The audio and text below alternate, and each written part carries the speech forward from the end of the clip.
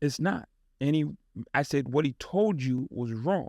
What he should have said is defend yourself when necessary. Walk away when possible. And you wouldn't be here. Yeah. Had you used that advice, you wouldn't even be here. You wouldn't be 28 years, 27 years in on forever. And he sat there and he thought about it. And he started crying. Wow, the toughest. Shook the whole room. I love the dude, real talk. And I want to see him be good. But if he goes home after 28, 30 years of bidding and he still has that one lesson from dad, a lot of us have been through stuff based on what we were taught as kids. And a lot of what we were taught was wrong. Very much so.